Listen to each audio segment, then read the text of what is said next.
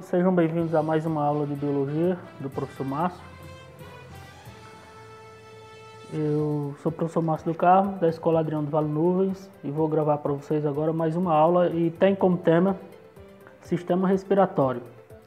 Lembrando que vocês, alunos, podem acompanhar também esses conteúdos pelo livro didático de vocês. No livro didático vocês vão localizar na página 81 que vai ter todos esses conteúdos, mostrando aqui para vocês um pouco como se encontra esse conteúdo lá no livro de vocês. A partir da página 81, Sistema Respiratório, esse é o novo conteúdo. Lembrando que nós estamos numa sequência sobre os sistemas corporais. Já estudamos sistema nervoso, sistema muscular, estudamos também sistema esquelético e agora estamos no sistema respiratório. Então vamos lá.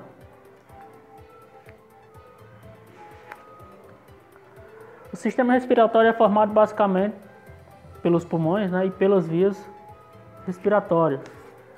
E o sistema respiratório, como o próprio nome já diz, ele tem a função aí de fornecer oxigênio ao nosso corpo, fornecer as trocas gasosas. O termo respiração ele é usado para se referir à função do sistema, que é a inspiração, onde ocorre a entrada de ar nos pulmões, e a expiração. Então, respiração, a palavra respiração compreende esses dois termos, que é inspiração e expiração. Os dois significam entrada e saída de ar, respectivamente, aí nos pulmões. No sistema circulatório, no sistema respiratório ocorrem as trocas gasosas entre os pulmões e o sangue que ali circula. O gás oxigênio, presente no ar, que entra nos pulmões, se difunde para o interior dos vasos sanguíneos, ocorrendo a difusão do gás carbônico na direção inversa, ou seja, do sangue para os pulmões e destes para o ar. A composição aqui dos pulmões. Pulmão é formado, é um órgão esponjoso, elástico, formado por milhares de alvéolos que se enchem de ar. Os pulmões são protegidos pela caixa torácica, como vocês podem observar aqui nessa imagem, formado por um conjunto de ossos e cartilagens, e também pela musculatura esquelética associada a ela. O tórax é separado do abdômen por uma estrutura muscular chamada de diafragma. Então essa região aqui é compreendida por um músculo chamado de diafragma, que vai ser usado aí na contração da caixa torácica no momento da respiração. Existe também uma membrana que envolve os pulmões. Essa membrana é chamada de pleura. Ela envolve cada pulmão. O pulmão esquerdo é levemente menor do que o pulmão direito. Isso porque o coração se localiza na caixa torácica, fica ligeiramente voltada para a parte esquerda. Por isso, naturalmente, o pulmão esquerdo é menor. Então, turma, continuando aqui, nós temos as seguintes estruturas. Primeiramente, a traqueia, depois a pleura, em seguida os brônquios, depois os bronquíolos, que são onde ocorrem as trocas gasosas, as costelas, que vão auxiliar aí na proteção dos pulmões, os músculos intercostais. Esses músculos eles também são muito importantes nos movimentos respiratórios, e o diafragma. As vias respiratórias elas são compostas pela laringe, pela traqueia e pelos brônquios. É o conjunto de canais que conduzem o ar do exterior até os pulmões. Então a inalação do ar corresponde à entrada do ar nessas vias, que faz parte da inspiração. Ao entrar no nariz, o ar passa pelas cavidades nasais, onde o ar é aquecido, umedecido, e essas condições são importantes para que ocorram as trocas gasosas com maior eficiência nos alvéolos pulmonares. Além disso, o ar ele é filtrado por pequenos pelos que estão presentes nas cavidades nasais. Isso impede a entrada de partículas nas vias respiratórias, nas regiões seguintes. As partículas ficam retidas nessa camada de muco que reveste as cavidades nasais, onde as células epiteliais possuem cílios que com seus batimentos conduzem o muco à faringe, onde lá ele é deglutido. Nas cavidades nasais também ocorre a percepção do cheiro, né, do odor das substâncias presentes no ar. As cavidades nasais, então, as fossas nasais, comunicam-se com a faringe, que se mantém aberta, permitindo a passagem de ar, do ar para a laringe e da laringe para a traqueia durante a respiração. Essa comunicação se fecha durante a deglutição. O ar também ele pode entrar no organismo e dele sair pela boca. No entanto, não é recomendado, né, a respiração pela boca, porque o ar não é umedecido, não é filtrado. Então, digamos que os procedimentos de aquecimento e umedecimento do ar ficam incompletos. E não há filtração de partículas de poeira. A laringe ela corresponde a uma região anterior, antes da traqueia, onde se localizam as pregas vocais. O que são as cordas vocais? Elas são formadas por ligamentos elásticos e uma determinada musculatura.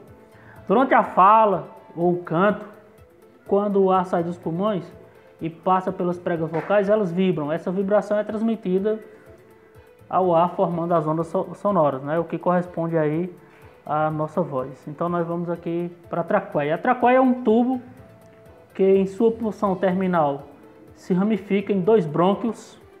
Está aqui a traqueia. Então na sua porção terminal ela vai se ramificar em 2 brônquios, que é o brônquio esquerdo e o brônquio direito.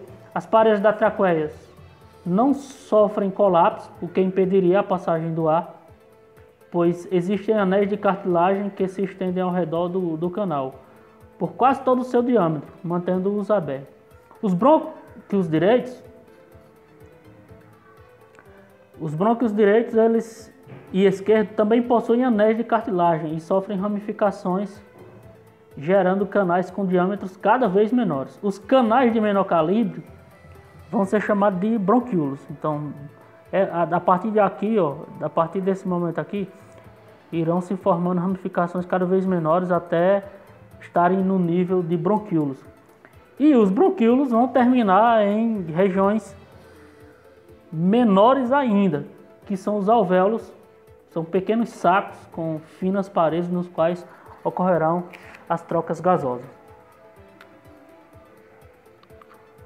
Então, mostrando aqui agora, já na imagem do corpo humano, os mesmos órgãos, né? Então nós temos aqui as fossas nasais, ou seja, a cavidade nasal, em seguida a boca, por onde o ar pode chegar também aos pulmões. Depois, a faringe.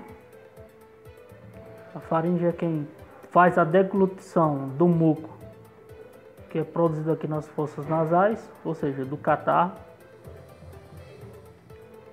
Em seguida, a laringe. A laringe, que é um órgão também responsável pela produção da voz, né? Pelo movimento em que ocorre a vibração das cordas vocais, traduzidas em voz. E a traqueia, a partir do número 5. A traqueia que vai se dividir em brônquios pulmonares. O brônquio direito e o brônquio esquerdo. Depois os brônquios pulmonares vão se dividindo aqui em regiões cada vez menores, que são os bronquíolos. E os bronquíolos aí irão terminar em sacos, pequenos sacos, que serão aí os alvéolos pulmonares, do qual eu vou falar daqui a pouco. Então esse é o caminho que o ar percorre. Fazendo a observação aqui do músculo diafragmático. O músculo diafragma, que é aquele que quando ele se contrai, ele puxa o ar durante aí a inspiração. Estou mostrando aqui no detalhe o alvéolo pulmonar. O alvéolo é uma estrutura muito importante aí nas trocas gasosas, né, por onde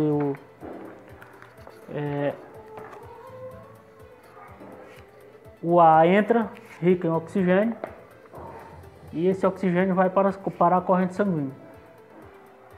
Cada pulmão possui milhares desses alvéolos, cada um com aproximadamente 0,2 milímetros, mais ou menos, de diâmetro.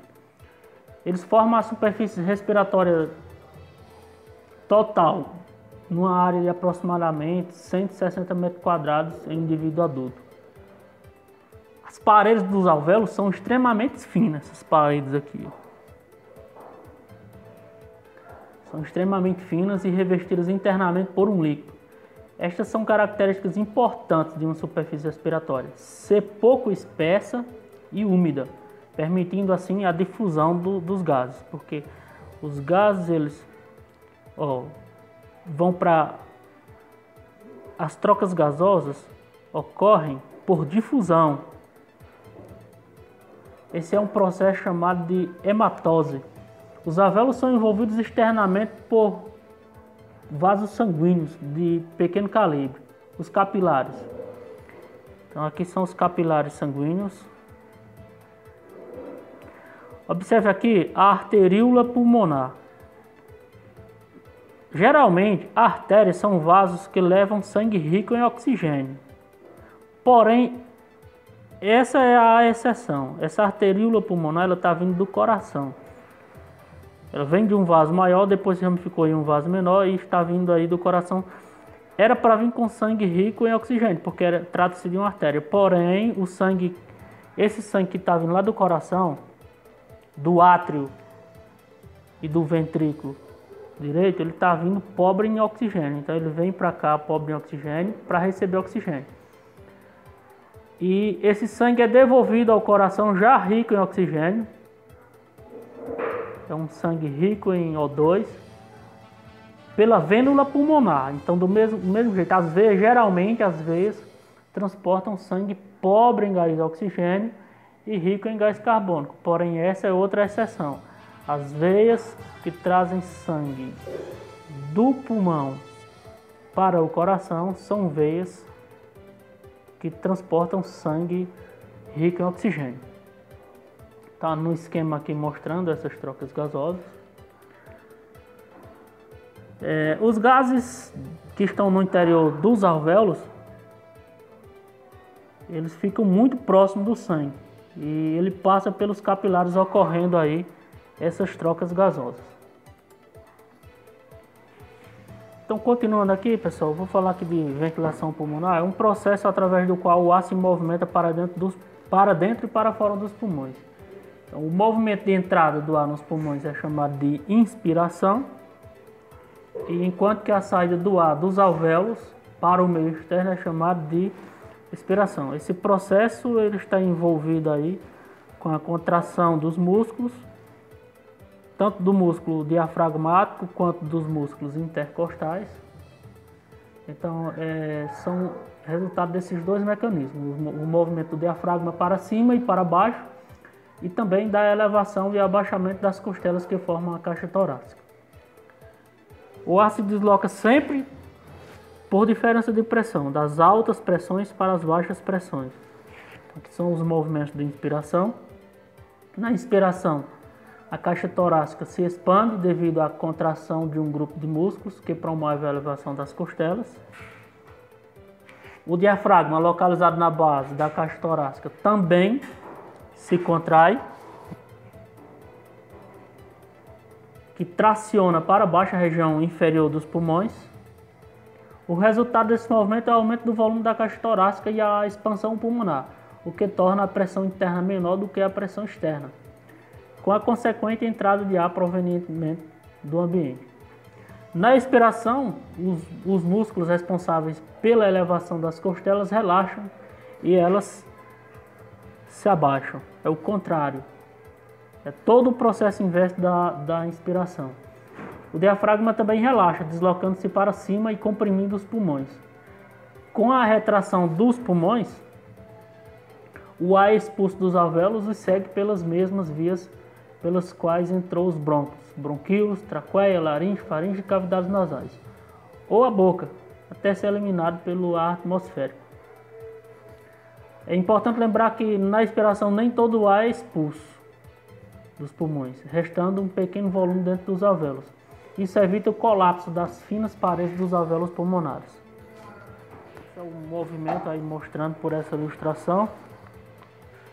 Processo de inspiração e também de expiração. Dá para ver aí o momento do aumento de volume dos pulmões, logo após a inspiração, e depois a redução do volume do mesmo, logo após a expiração. Eu vou mostrar aqui um esquema, que é um videozinho ilustrando bem melhor.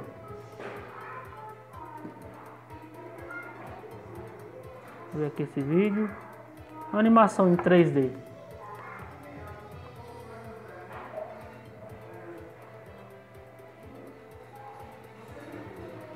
Então aqui, ó. Primeiramente, pelas fossas nasais, a entrada do ar, inspiração. Em seguida, o ar percorre pela traqueia, vai pelos brônquios, bronquíolos. O músculo diafragma se contrai, puxando o ar para dentro. Ocorrerá também a contração dos músculos intercostais, fazendo com que toda a caixa torácica se expanda, uma vez que o pulmão estará cheio de ar. O pulmão cheio de ar faz com que ele ocupe um volume maior, um espaço maior. Por isso é necessário a expansão da caixa torácica. Então ela se expande devido à contração desses músculos. Isso são os movimentos que ocorrem na inspiração. Agora vamos ver aqui o que ocorre na expiração, que vai ser o contrário.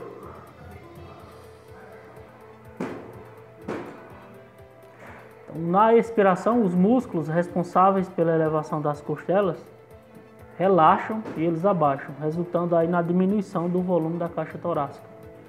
O diafragma também relaxa,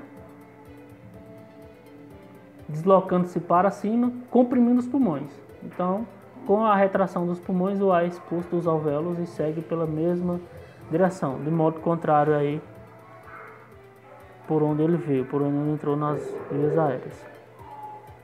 Então esse foi um esquema bacana aqui, que dá para vocês entenderem como funciona. Então é o seguinte, pessoal, essa foi mais uma aula. Eu agradeço pela atenção de vocês. Não deixem de, quem puder, se inscrever no meu canal do YouTube para aumentar o número de inscritos, para poder fazer transmissões via celular, porque com esse número de inscritos ainda não dá para fazer transmissões. Então, por favor, vão lá, se inscrevam. Tem outros vídeos muito interessantes que eu coloquei para vocês.